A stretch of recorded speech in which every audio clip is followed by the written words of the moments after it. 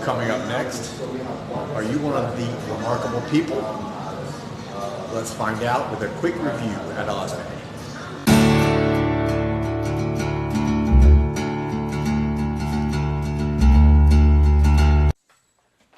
Welcome back, everybody. This is Joel the Nose coming to you from Miami, and hope everybody again is having a great holiday season. Merry Christmas, Happy Hanukkah, all the holidays. Hope everyone's having a good one. So today I'm reviewing Remarkable People, which is the 7th review in my series now from the French niche house Etat Libre D'Orange.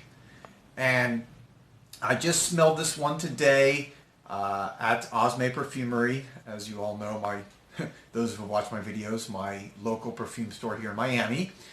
And Maurice and Babica are the best. If you guys haven't had a chance to visit there, go visit or go online. I mean, they are the most helpful people and so patient and show you just amazing stuff you wouldn't normally think of yourself. Anyways, so I am going to be reviewing Remarkable People. I have it on a strip here. I have it on my hand. And let me just show you a bottle. Actually, I'll show you Remarkable People, the little video here of me spraying the bottle so you can kind of see it. As with all the Etat bottles, great vaporizers, just a great full thick spray that covers just a lot of skin. I love their vaporizers. The bottle's cool. It's kind of in the traditional vein of the Etat bottles. And anyways, let me jump right into this. Remarkable People was released about 4 years ago, 2015. This is a unisex eau de parfum, like basically all of their fragrances. Classified as an oriental spicy, and it is this one comes in multiple bottle sizes. You can get the 30 ml, which I love these 30 ml bottles. If you haven't seen them, they're great as gifts. You can get them retail for like around $50. They're great for holiday gifts, Christmas, whatever. I've given some out. Such a great house, and it's that way you can jump into a niche fragrance without buying a whole big 100 milliliter bottle and not sure if you're going to like it or not. I love this option. You can also do 50 ml for like $90, 100 ml is like 140. So very, very reasonably priced, like all of their bottles. So as you've seen me in my previous videos, I like to do a background search of what the house was trying to achieve with this specific fragrance. I've said before, how can you judge a fragrance unless you know what they were trying to create? Just like you cannot judge a meal on, you go to a high-end meal of what the cook was trying to achieve, or what an architect was trying to achieve with a building, or what a designer of a painting was trying to do. I mean, of course, everyone has their own interpretation, which is important, but you have to know what they were trying to get at before I think you can really honestly and properly judge a fragrance. So, just to give you a couple quotes here on this house, or on this fragrance. They describe it as an olfactive toast to those who defy convention.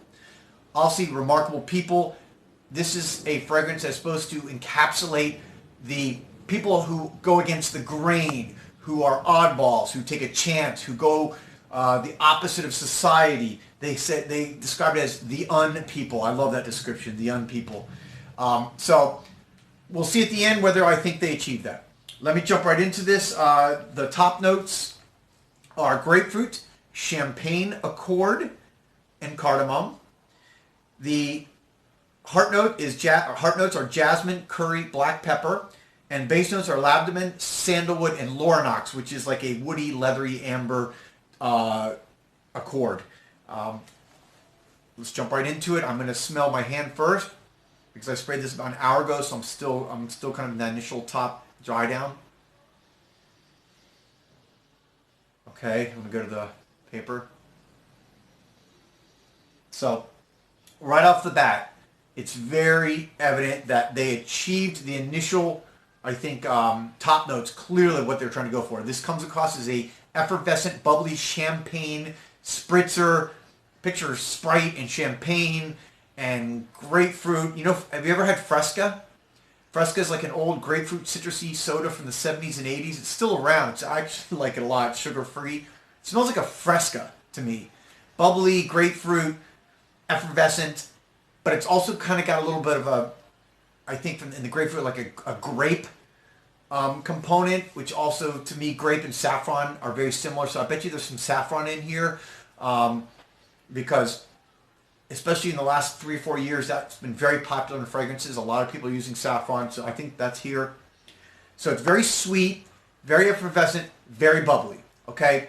I think it lends a little bit more to the feminine side of unisex. For me on my skin, comes across a little bit too sweet. Not cloying, but a little bit too sweet.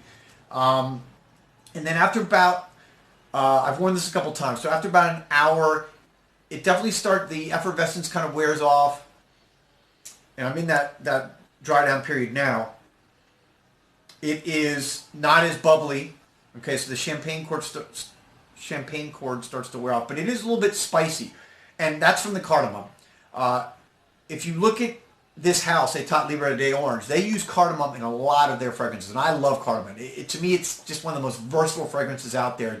It can be sweet, it can be bright, it can be fresh, it can be almost a little citrusy, and it's definitely spicy or peppery. I love cardamom. So, getting that in there.